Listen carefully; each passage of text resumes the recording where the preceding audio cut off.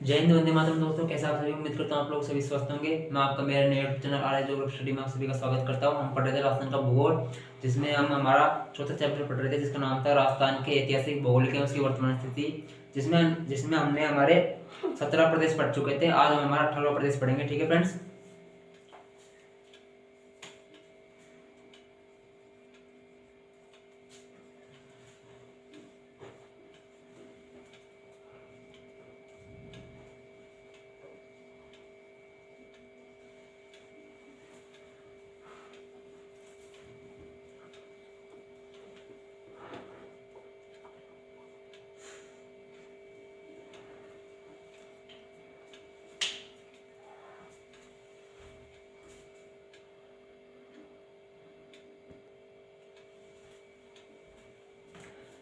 आज हम हमारा 19वां प्रदेश पढ़ेंगे, जिसका नाम है राठी। और दूसरा इसका नाम 20वां जो हम प्रदेश पढ़ेंगे, सॉरी 18वां प्रदेश तो राठी है और 19वां प्रदेश हमारा राठ है, फिर अहिरवट है।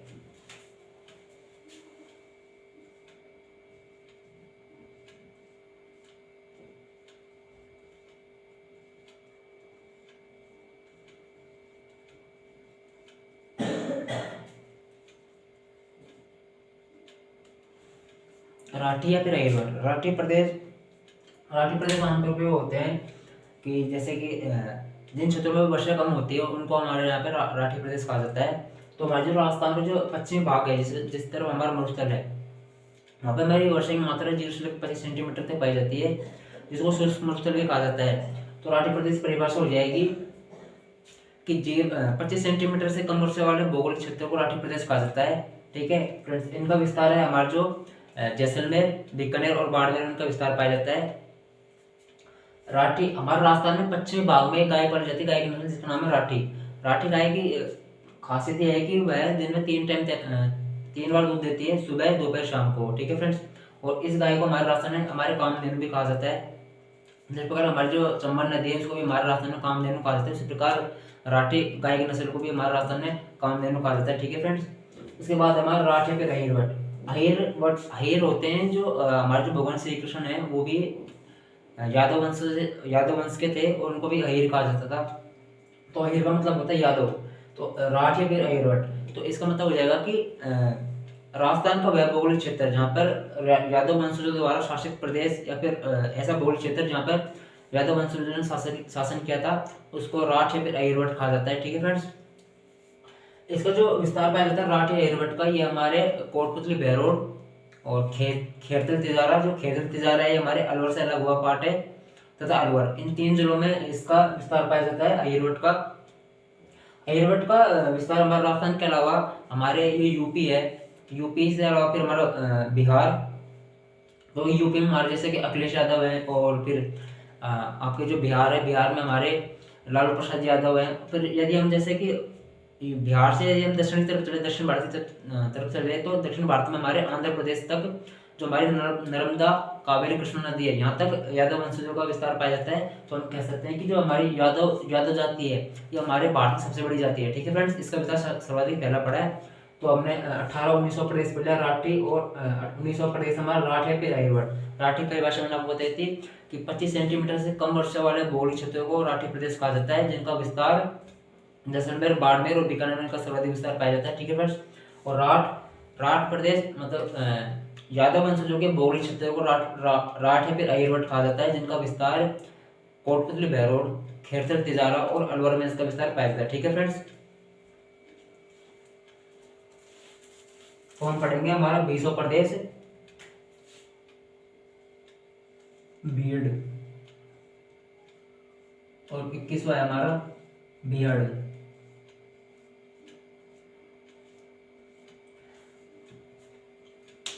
बीड़ प्रदेश उनको कहा जाता है जैसे कि हमारे गांव में, या फिर हम देखते हैं कि जो ग्रासलैंड होते हैं, मतलब जैसे पशुओं को चरने के लिए जमीन छोड़ी जाती है जिसपे घास उगी रहती है, जो मतलब अधिकांशतः पशु को चरने के लिए होती है, जिसपे ना तो कोई कृषि की जाती है ना फिर कोई और धंधा किया जाता है, उसको हमारे यहाँ पे बीड़ कहा जाता है राजस्थान में। वैसे राजस्थान में प्रमुख अनेक प्रकार की बीड़ है, जैसे कि अपने झालावाड़ में बीड़ है और अलवर में भी इसकी बीड़ है। लेकिन जो हमारी मुख्यतः है, जो हमारी पढ़ने दृष्टि से, वो हमारी जो शेखावटी बीड़ है, शेखावटी प्रदेश हमने जब शुरुआत में पढ़ा था शेखावटी प्रदेश, तो वहाँ की जो बीड़ है वो हमारे यहाँ के सबसे प्रसिद्ध बीड़ है। ठीक है फ्रेंड्स, तो बीड़ की परिभाषा हो जाएगी कि शेखावाटी के चारागाह भूमि क्षेत्रों को बीड़ कहा जाता है। ठीक है फ्रेंड्स, जिनमें से प्रमुख बीड़े हैं, पहली जो बीड़ है हमारी वो है बगड़ की बीड़,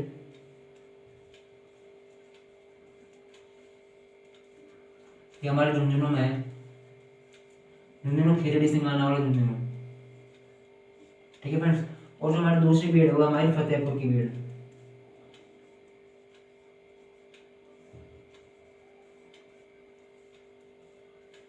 जो हमारे सीकर में है। ठीक है फ्रेंड्स, तुम्हारे दो फेमस बीड़ हैं, बगड़ की बीड़ झुंझुनू की और फतेहपुर की बीड़ हमारे सीकर की। ठीक है फ्रेंड्स, तो बीड़ की परिभाषा हो जाएगी शेखावाटी के चारागाह भूमि क्षेत्रों को बीड़ कहा जाता है, जिनका विस्तार झुंझुनू तथा सीकर में है। झुंझुनू की हमारी बगड़ की बीड़ है तथा फतेहपुर की हमारी सीकर की हमारी फतेहपुर बीड़ है। ठीक है फ्रेंड्स, तो ये तो हो गया हमारा बीड़ प्रदेश। अब उसके बाद हम देखेंगे बीड़ प्रदेश क्या है। बीड़ प्रदेश, तो बीड़ है जो हमारी चंबल नदी है, चंबल नदी ले लो, या फिर जैसे मान के चलो कोई नदी है, तो उसके द्वारा जैसे मान के चलो नदी बह रही है, तो उससे जैसे वो बहेगी तो जैसे मिट्टी कटाव करती जाएगी, तो जो अवनाली का प्रदन बनता है उसको बीड़ कहा जाता है। ठीक है फ्रेंड्स, तो इसकी परिभाषा ये होगी कि चंबल के अवनाली का प्रदन के उत्खात इस्तेलाह करते होते हैं उबड़ खाबड़ स्थितियां। ठीक है फ्रेंड्स, तो बीड़ के मतलब चंबल के अवनाली का प्रदन से उत्खात इस्तेलाह करते हुए से बने क्षेत्र को बीड़ कहा जाता है। ठीक है फ्रेंड्स, जैसे मान सकते हैं ये कोई नदी है।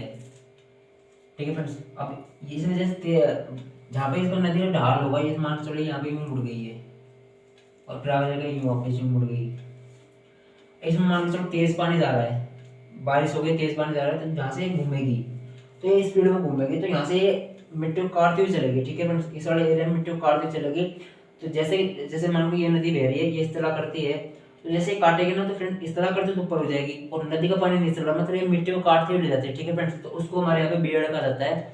तो इसकी परिभाषा मैंने आपको बताई थी कि चंबल के अवनाली का प्रदन के उत्खात इतला करते को बीड़ कहा जाता है। उत्खात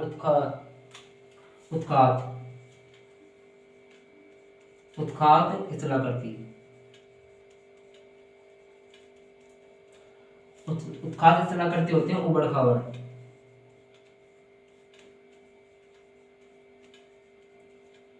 ठीक है फ्रेंड्स, उत्खात इतला करते होते हैं उबड़ खाबड़ स्थितियां। तो परिभाषा हो गई कि चंबल के अवनाली का अपर्दन से उत्खात इतला करते हुए निर्माण होता है, उनको बीड़ कहा जाता है। ठीक है फ्रेंड्स, इनका जो सर्वाधिक विस्तार पाया जाता है बीड़ का, वो हमारे राजस्थान के मुख्यतः तो कोटा में पाया जाता है। उसके बाद हमारा सेकंड नंबर पे आता है हमारा सवाईमाधोपुर। ठीक है फ्रेंड्स, उसके बाद आता है हमारा बूंदी, फिर हमारा धौलपुर, फिर हमारा करौली। ठीक है फ्रेंड्स, तो आप ये करौली धौलपुर है, मतलब बूंदी करौली धौलपुर, इनको आप कैसे भी याद कर सकते हैं, लेकिन मुख्यतः कोटा और सवाईमाधोपुर ये एग्जाम दृष्टि से महत्वपूर्ण है। ठीक है फ्रेंड्स, पहले नंबर पे हमारा कोटा, सेकंड नंबर पे हमारा सवाईमाधोपुर। ठीक है फ्रेंड्स, तो ये हमारा बीएड कंप्लीट हो गया, बीएड और बीएड। अब हम देखेंगे हमारा 22वां और 23वां प्रदेश। तो 22वां तो हमारा ब्रजनगर,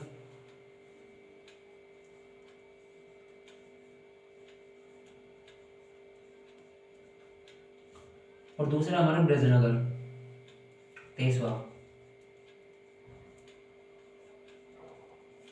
ये दोनों प्रदेश देखने में सेम टू सेम दिखाई दे रहे दोनों शब्द, लेकिन इसमें जो री वाला है, रे, इसमें रे वाला है।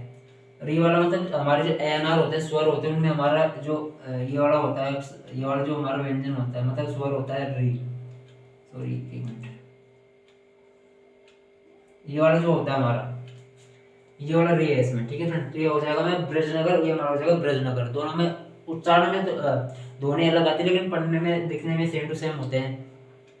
इसको कहते हैं ब्रज और इसको कहते हैं ब्रज। ठीक है फ्रेंड्स, तो हम बात करेंगे पहले 22 नंबर की ब्रजनगर की।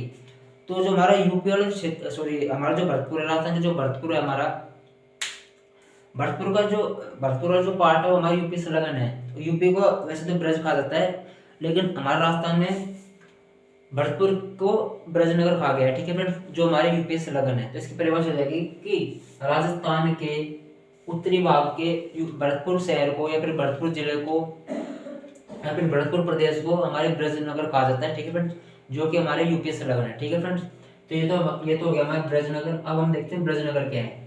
तो ब्रजनगर हमारा जो झालावाड़ जिला, झालावाड़ जिले का प्राचीन नाम है ब्रजनगर। तो झालावाड़ का जो झालरापाटन है, जिला झालावाड़,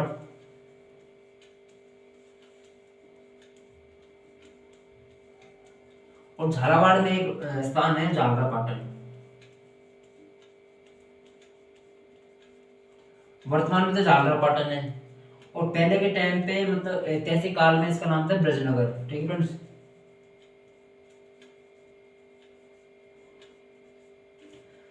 तो प्राचीन काल में झालरापाटन को ब्रजनगर कहा गया है, जो कि हमारे प्रेजेंट में झालावाड़ जिले में स्थित है। ठीक है फ्रेंड्स। तो इसकी परिभाषा ये भी हो सकती है कि झालरापाटन का प्राचीन नाम ब्रजनगर है, जो कि हमारे झालावाड़ जिले में स्थित है। ठीक है फ्रेंड। तो ये हमारा ब्रज और ब्रज दोनों कंप्लीट हो गए। अब हम देखेंगे हमारा मेवाड़।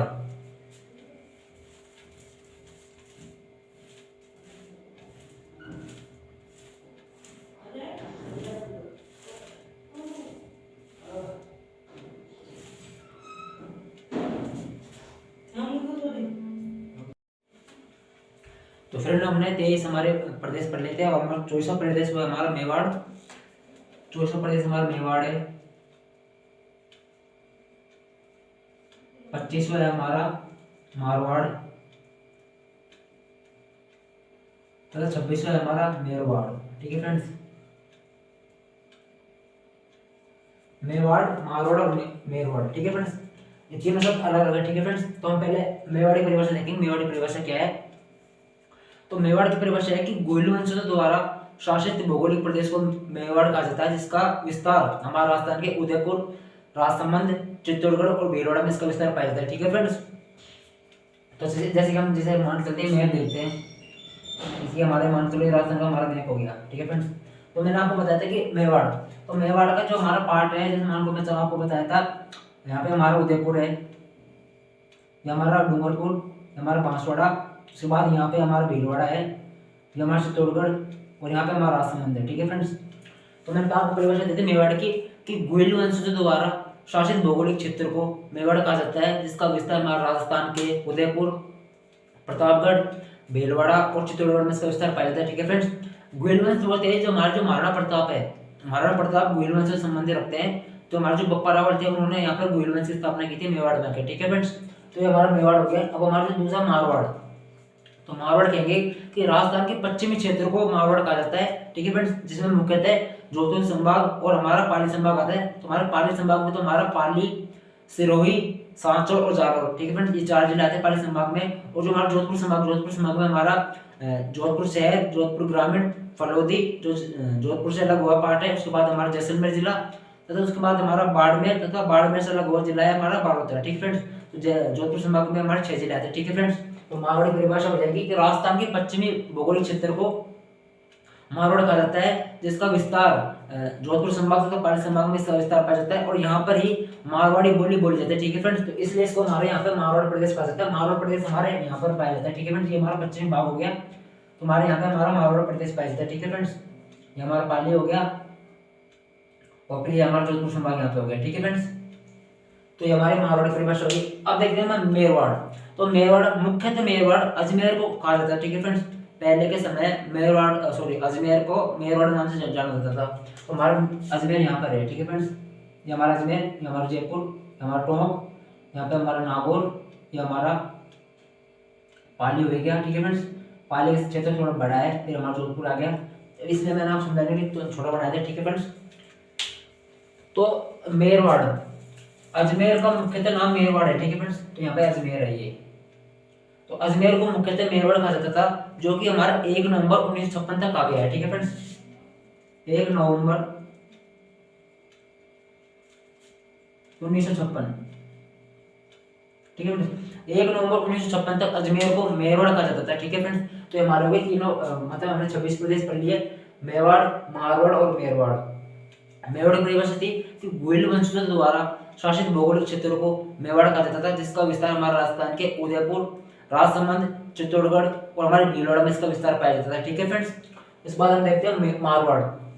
तो मारवाड़ की परिभाषा थी राजस्थान के पश्चिमी भौगोलिक क्षेत्र को मारवाड़ कहा जाता है, जिसका विस्तार हमारे जोधपुर संभाग पाली संभाग में इसका विस्तार पाया जाता है। ठीक है फ्रेंड, और यहाँ पर हमारी मारवाड़ी बोली बोली जाती है। ठीक है फ्रेंड्स, उसके बाद हमारा मेरवाड़। तो मेरवाड़ मुख्यतः अजमेर को मेरवाड़ कहा जाता है, जो कि हमारे 1 नवंबर 1956 तक अजमेर को मेरवाड़ कहा गया है। ठीक है फ्रेंड्स, आज के लिए इतना ही, मिलते हैं कल की क्लास में। जय हिंद, जय भारत।